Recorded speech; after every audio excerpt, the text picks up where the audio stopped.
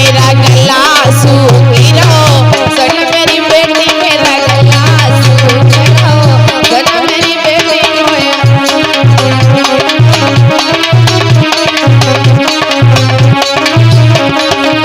याद रखना माताओं बहनों, जब उसके कानों में आवाज गई, दूसरी सखी कहने लगी ओरी बहन हमें लग रहा है हमें कोई बुला रहा है। प्रकृति कहने लगी क्या?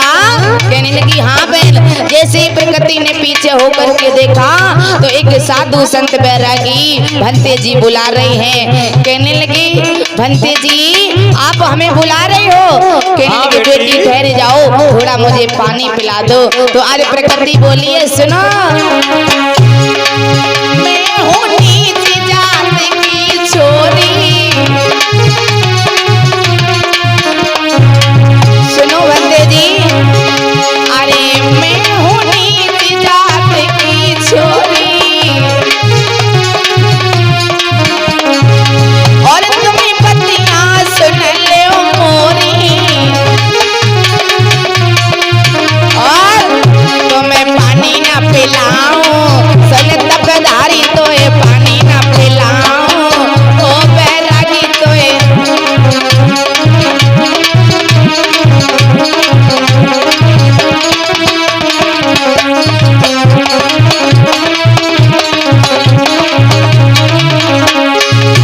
मोई पानी पिलाए दे ओ बनिहार ने मोई पानी पिलाए दे ओ मेरी बेटी मोई।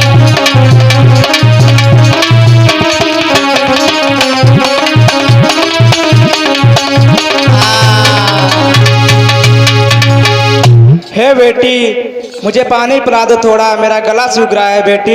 इधर मेरे भैया भंते आवाज लगाने लगे हैं। जब आवाज लगाने लगे हैं तो दूसरी सखी कहने लगी ओरी बहन हमें ऐसा मालूम पड़ रहा है जैसे मुझे कोई पीछे से आवाज लगा रहा है। सखी कहने लगी बहन हाँ लग तो हमें भी रहा है कि कोई मुझे बुला रहा है। बहन हमको तो लग रहा है कोई बुला रहा है।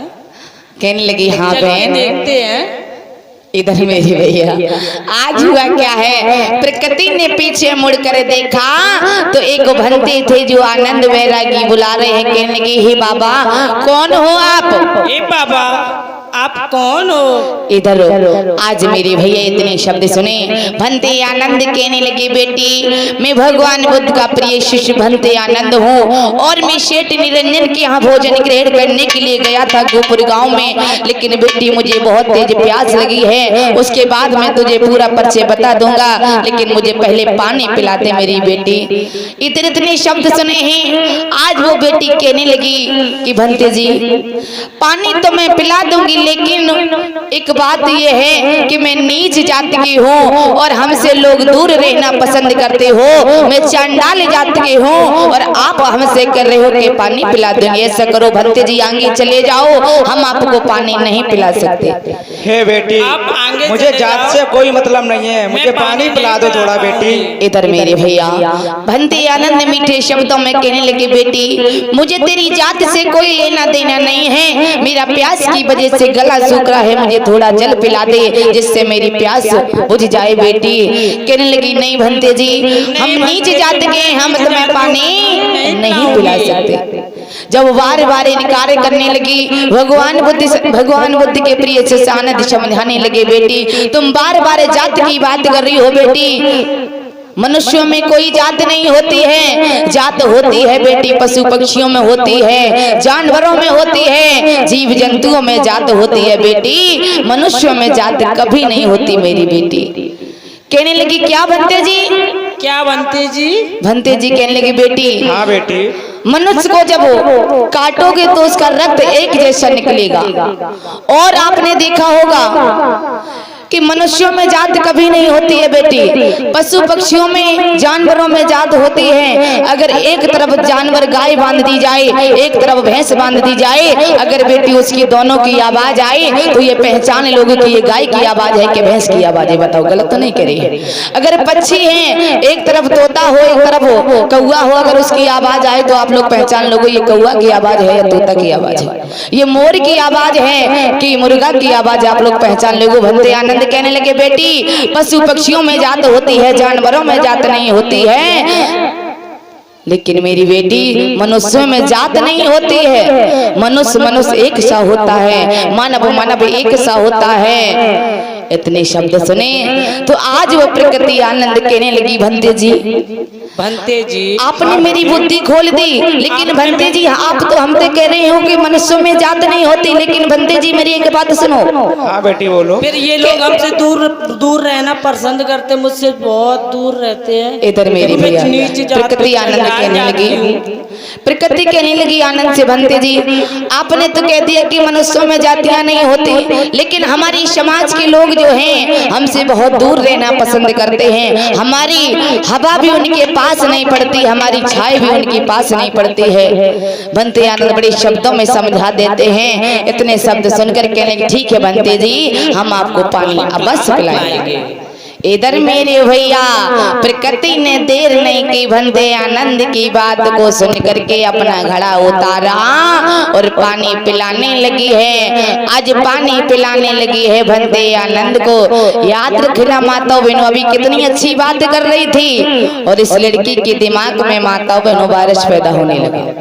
आज पानी भी पिलाती जा रही है और आनंद के शरीर को देख रही, निहारने लगी है, नीचे से ऊपर तक देखने लगी, मन में विचार करने लगी, कितने सुंदर हैं, कितने बढ़िया हैं, कितने अच्छे हैं, अगर इनकी शादी हमारे साथ में हो जाती तो कितना अच्छा रहता।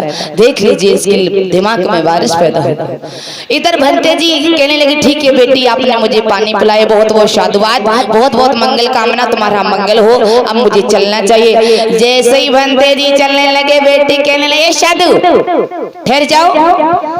कहने लगी, सुनो मैंने तुम्हें पानी तो पिला दिया है, लेकिन इस पानी का तुम्हें कर्ज एहसान चुकाना पड़ेगा। तो आपको पानी पिला दे, इस पानी का कर्ज तो चुका के जाओ। क्या करना पड़ेगा बेटी? आनंद कहने लगे, बेटी हमसे क्या चाहती हो? प्रकृति बोलिए, सुनो तुम संगे कर लियो शादी रे बैरागी तुम। क्या ये क्या कह रही हो बेटी? दूर हट जाओ बेटा जी।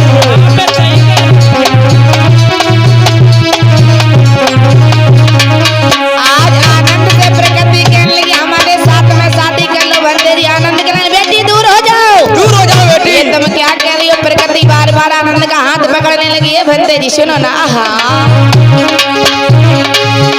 तमाम संगे कर लियो शादी रे बैरागी।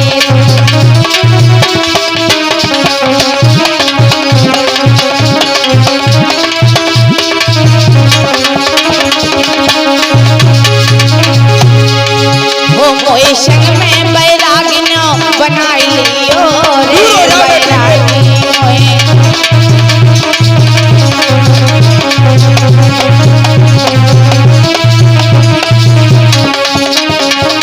प्रकृति कहने लगी, आनंद से करो, हमारे साथ में विवाह कर लो। आनंद कहने लड़की लड़की लड़की दूर हो जा, दूर हो जाओ लड़की। प्रकृति कहने लगी, क्यों इतने ठहरे हो हैं? अभी तुम्हें मालूम नहीं तुम्हारी प्यास की वजह से जान निकली जा रही थी, पानी मैंने पिलाया, हमें को ज्यादा वो दिखा रहे हो। वो तमाम हो सके करेगी ओ शादी ओ रे बैरागी। कदाप नहीं हो सकता ऐसा बेटी।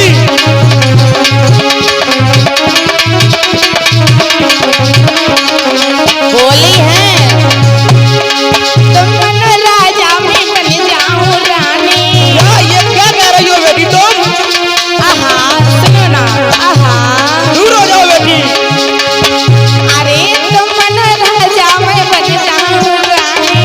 नहीं ऐसा नहीं हो सकता बेटी। सुनो ना ही आनंद, सब मैं करूं तेरी राजी रे बैरागी तुम।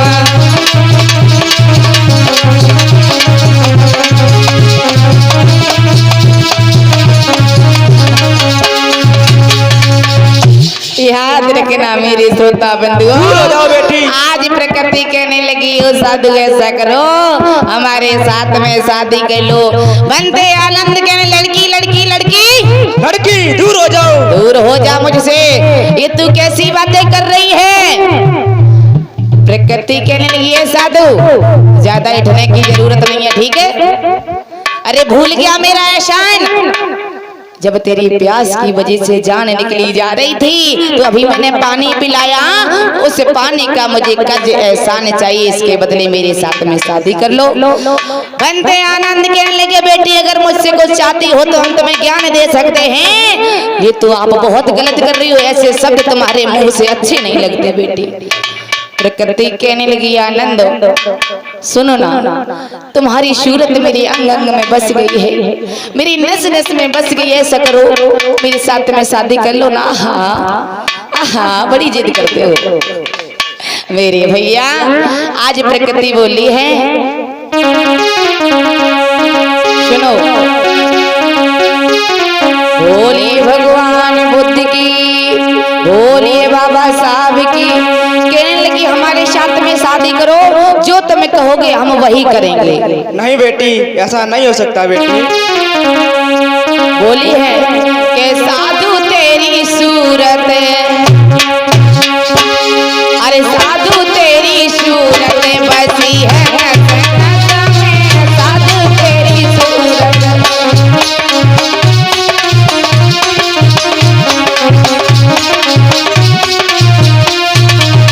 आनंद कहने लड़की लड़की लड़की दूर हो जाओ, हे बेटी दूर हो जाओ मुझसे, ये कैसे शब्द कह रही हो, तुम्हें शोभा नहीं देते ऐसे शब्द तो शोभा नहीं देते हैं बेटी।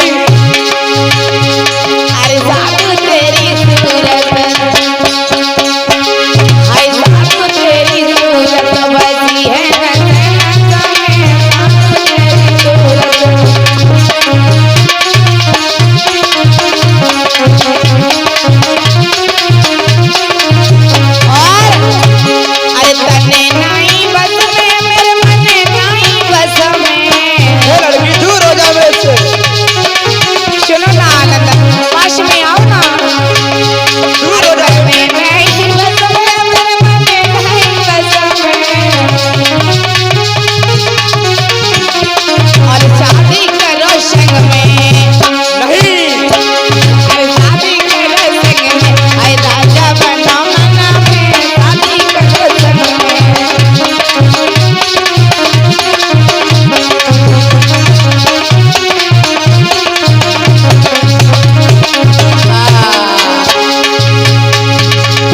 याद रखना मेरे भैया।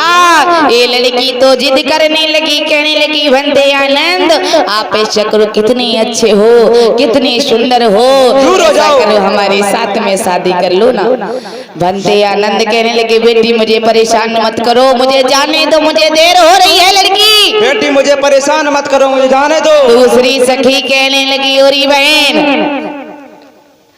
ओरी बहन क्यों बाबरी हो रही है, इन साधुओं बैरागी सन्यासियों के चक्कर में पड़ रही है, ऐसा कर घर चल देर हो रही है, तेरी माँ मतंगी तेरा इंतजार कर रही है। कहने लगी बहन तुम्हें नहीं मालूम है ये कितने अच्छे हैं, कितने सुंदर हैं, अगर हमारी शादी इनके साथ में हो जाए इनकी शादी हमारे साथ मुझे कितना अच्छा लगेगा। मेरे भैया वो सखी कहने लगी तेरा दिमाग खराब हो गया है, इधर बनते आनंद कहने के बेटी जाओ पागल मत बनो, इस शरीर के चक्कर में मत पड़ो, ये नाशवान शरीर है, इसलिए वापस जाओ बेटी, तुम्हारे माँ बाप तुम्हारा इंतजार कर रहे होंगे। मेरे भैया आनंद कहने लगे बेटी तू शादी करने की बात कर रही है, लेकिन हम तो स्त्री। नहीं बेटी ऐसा हरगिज नहीं हो सकता बेटी। ऐसा होगा, मान जाओ। नहीं।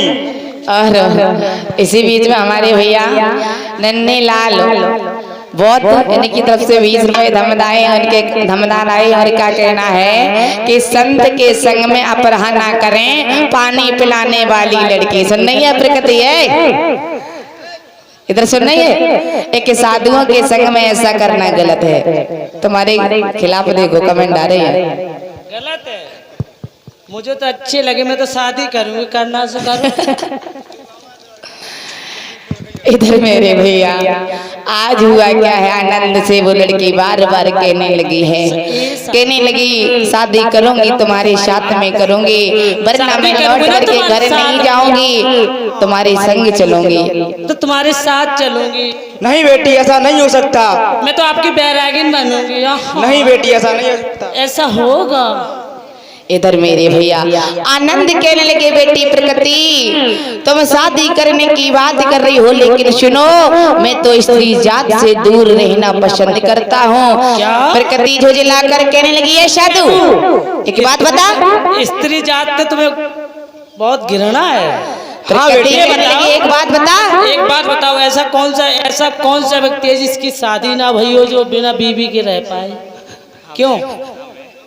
इधर मेरे भैया प्रकृति कहने लगी, है साधु एक बात बता, ऐसा कौन सा पुरुष है जिसको औरत के रंग की हवा न लगी हो? बता, बताओ कोई है? आनंद कहने लगे, बेटी मुझे इन चक्करों में मत फंसाओ, मुझे जाने दो। बेटी मुझे इन चक्करों में मत फंसाओ, मुझे जाना दो बेटी। ये बात प्रकृति के निशान,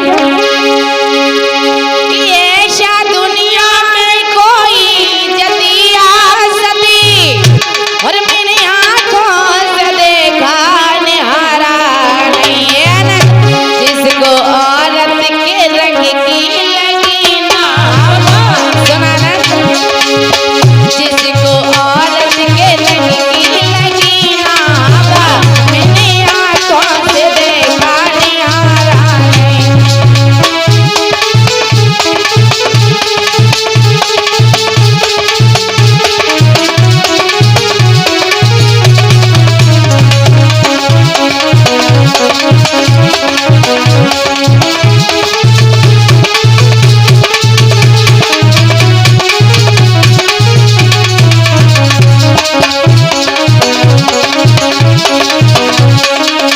प्रकृति कहने लगी, है आनंद हाँ बेटी, ऐसा दुनिया में कोई जतिया शती, मैंने आंखों से देखा निहारा नहीं, सुन जिसको औरत के रंग की लगी ना हवा, जिसको औरत के रंग की लगी ना हवा, मैंने आंखों से देखा निहारा नहीं।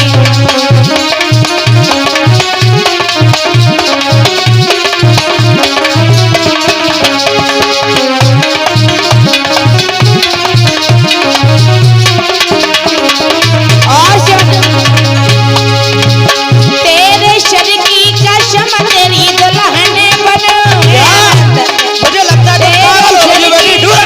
तेरे दुल्हन बनूं, लौट घर को ना हम आबू जाऊं, तेरे संग में चलूं बैरागिन बनूं, ऐसा नहीं हो सकता बेटी। बैरागिन बनूं, लौट घर को अब हम जाऊं नहीं। मुझे लगता है तुम पागल हो गई हो बेटी, ऐसा नहीं हो सकता बेटी।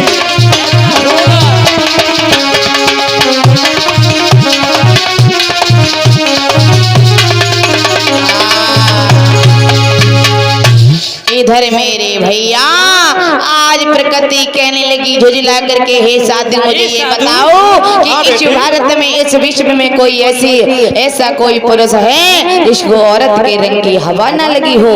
ऐसा कोई व्यक्ति है जिसको औरत की हवा न लगी हो? कि तुम दुनिया की बातें बना ही रहे हो आप, हाँ? और इसी बीच में हमारे भैया परम श्रद्धेय रवि दुकानदार सभी कलाकारों का अपना घर निमंत्रण कर रहे हैं, आमंत्रण कर रहे हैं। बहुत बहुत शाबाश, जय मंगल हो भोजन के लिए। बोले भगवान बुद्ध की, बोले बाबा साहब की। इधर मेरे भैया जब प्रकृति जिद करने लगी, आनंद ने बहुत समझाया। आनंद समझ जाते हैं कि हमें लगता है कि इस लड़की से अब हम बच नहीं पाएंगे।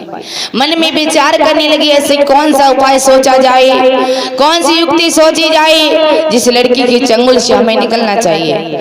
इधर आनंद कहने लगे, बेटी इधर आओ। हे बेटी इधर आओ मेरे पास। हाँ मैं आ रही हूँ। अब तो तुम शादी करोगे ना? नहीं बेटी, इधर मेरे भैया आनंद कहने लगे बेटी दूर रहो, पहले मेरी पूरी बात सुनो। क्या? ऐसा करो बेटी, तुम शादी करने की बात कर रही हो तो बिना माता पिता के बात सुनो पहले बेटी, सुनो तुम शादी करने की बात कर रही हो तो बेटी ये सुनो, बिना माता पिता के शादी होनी असंभव है। ऐसा करो तुम घर जाओ, अपने माता पिता से अपने विवाह के बारे में बात करना, फिर मुझे आकर के बताना बेटी। जाओ हम तुम्हारे साथ में शादी करेंगे, जाओ। और सुनो बेटी, मैं भगवान बुद्ध का प्रिय शिष्य हूँ, मैं जेतवन में भगवान बुद्ध ठहरे हुए हैं, उनके पास अपने माँ बाप जो तुम्हारे घर में हैं उन्हें लेकर के आना, ठीक है बेटी? जाओ। ऐसा तो नहीं है तुम चूतिया बनाकर निकल जाओ, हम घर चले जाए। नहीं बेटी, मैं यही जेतवन में ठहरा हुआ मिलूंगा आपको। शादी करोगे ना? हाँ बेटी करूंगा। हाँ, करोगे? हाँ करूंगा, जाओ। तुम्हारी कसम, तुम्हारी बैरागी बनूंगी मैं। इधर मेरे भैया बनते आनंद जो हैं झूठ बोल देते हैं, और इधर मेरे भैया वहां से जेत बन के लिए भगवान बुद्ध के पास प्रस्थान करते हैं। और इधर भैया प्रकृति जो है घड़ा उठा लेते हैं, दूसरी बहन कहने लगी चल रही हो कि नहीं चल रही हो, काफी समय हो रहा है। इधर मेरे भैया कहने लगे ठीक है बहन चल रहे हैं। इधर प्रकृति ने घड़ा सिर पर रखा और इधर मैया मतंगी जो थे प्रकृति की माँ इंतजार कर रही है, पता नहीं काफी समय हो गो, हमारी लली पानी भरन के लिए गई अभी तक नहीं, पता नहीं कहाँ रह गई है। इधर मैया मतंगी जो थी बड़ी बूढ़ी वृद्ध थी, माताओं बहनों, इधर इंतजार कर रही थी, सोच रही थी काफी समय हो गया, हमारी बेटी प्रकृति अभी तक पानी भर के नहीं आई। तब तक हुआ क्या है कि प्रकृति उधर से पानी भरकर आ रही है। चलोड़िए सुबह ते भेजो है, अब जब पानी भर के ना आई लोड़िया, पता नहीं कहाँ मर गई, मेरी दमन करी जाते है प्यास के मारे।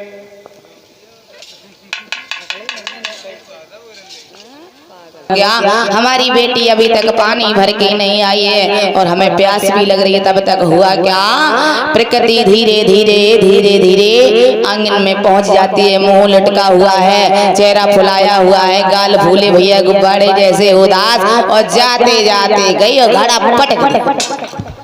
अरे भैया जैसे गुस्से में घड़ा पटक दिया, मैया मतंगी बूढ़ी मैया ने देखा, कहने लगी ओरी लली, ओ लली, ओरी लली कहाँ हुई गो?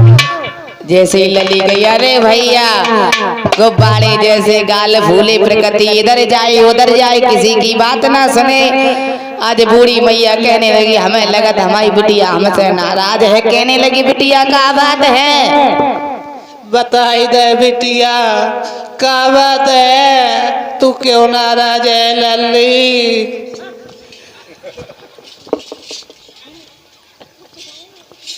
लली बताए दे तू क्यों नाराज है, तू मोए काहे परेशान कर रही है? इधर मेरे भैया आज प्रकृति की मैया मतंगी बार बार कह रही है, लेकिन वो बात कहाँ सुन रही है, उसे तो वही नशा चढ़ा। कहने लगी बेटी बताओ, अगर कोई बात हो तो उस बात का हम समाधान निकालें, बताओ क्या बात। जैसी इतनी बात कही तो आज प्रकृति कहने की मैया मैया मेरी अच्छी मैया बात सुनो ना। हाँ, बेटी मैया बताओ बिटिया का बात है, मेरी लली इतनी अच्छी लली काय नाराज काय हो गई? मेरा एक काम करोगी? हाँ बताओ बिटिया का बात है? तुम गुस्सा तो नहीं होगी? तुम नहीं करोगी? नहीं करोगी ना बिटिया ना गुस्सा ना। कहने लगी सुनो, हम कुआ पे पानी भरन गए अम्मा, तो वहाँ पर एक साधु आनंद नाम के साधु लली तब साधु ने कहा कर दो, ए बेटिया तब भाई हम कहा में लली जाए, गुस्सा कैसी है का होएगा वो लली को? अम्मा हाँ लली तो हम कुआ पे पानी भरने गए। हाँ बिटिया का वो फिर साधु आए, हाँ अबे प्यास के मारे मरे जा रहे, तो हमने पानी पिलाए दो। ए बिटिया लली तुमने पानी पिवाए दो तो जो तो अच्छो करो।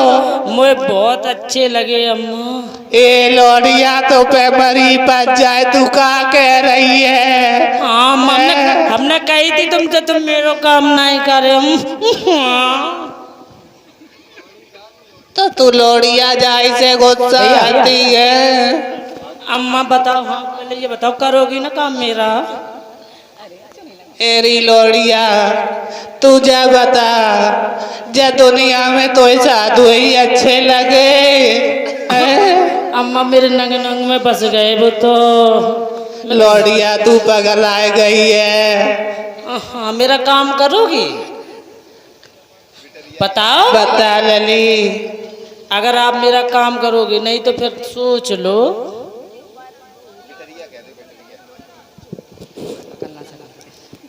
भोले भगवान बुद्ध की। इधर मेरे भैया, आज मैया मतंगी पूछ लगी बिटिया क्या बात है? आज प्रकृति कहने लगी, सुनो माँ, बताओ लली क्या बात है? पहले ये बताओ तुम मेरा काम करोगी? बता तो लली, पहले तू बात का है? मुझे पता है तुम मना तो नहीं करोगी ना। न बता लली तू। प्रकृति कहने लगी माँ इनकार तो नहीं करोगी? बूढ़ी मैया कहने की बार बार कह रही है, बता रही हूँ, बताती क्यों नहीं है? नहीं है कहीं लठा में बसी दी हो। इधर मेरे भैया, प्रकृति कहने लगी सुनो माँ, सुनो। कुएं पे हमें पानी भरने गए तो उस कुएं पे एक आनंद नाम के भंते आए। उन भंते को प्यास लगी थी, मैया मैंने पानी पिला दिया। और जब मैंने उन्हें पानी पिला दिया तो वो भंते इतने अच्छे थे मैया, इतने अच्छे थे कि उनकी सूरत मेरे अंग अंग में बस गई है। मेरे सामने से उनकी सूरत नहीं हट रही है मेरी नजर से। आज बूढ़ी मैया कहने लगी बेटी पागल हो गई है क्या? साधु संत भगवान का रूप होते हैं, तुझे ऐसी बात सोचने में भी पाप है। पागल मत बन बेटी, ऐसा मत कर बेटी, ये तो तेरे लिए सोचना भी पाप है। अरे कोई भूला भटका साधु गुहा पर आ गया होगा और तू उसके तरफ गलती नजर डाली है बेटी, ये गलत बात है। बूढ़ी भैया समझाने लगी। प्रकृति कहने लगी माँ अगर तुम मेरी बात नहीं मानोगी तो हम मैं क्या करूंगी? क्या करे बिटिया? पता है मैं क्या करूंगी माँ? अगर तुम मेरा काम नहीं करोगी ना तो मैं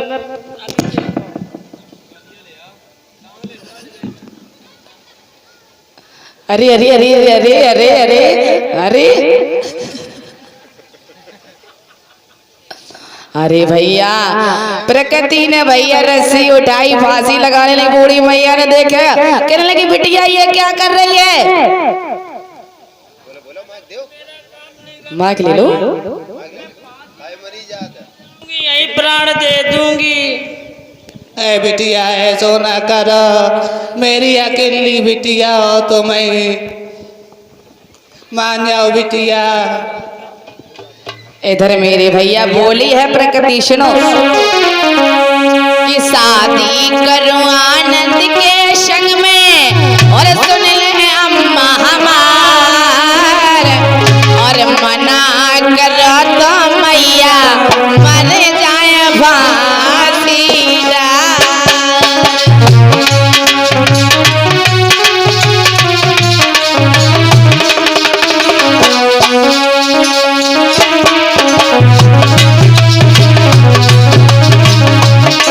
आज बूढ़ी मैया समझ जाती है, हमें लगता हमारी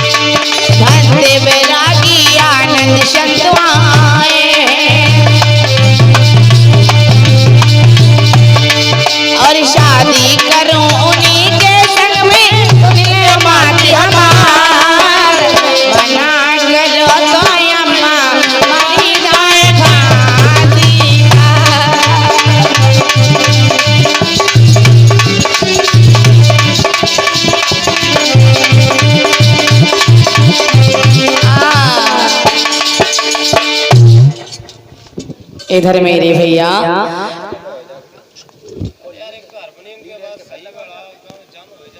ए लली तू ऐसो ना करे, मेरी अकेली बिटिया है। बुढ़ापे पे तो जो सठा रही, दूसरों को ज्ञान दे रही। ए बिटिया तू काय ऐसो काय बोल रही है लली?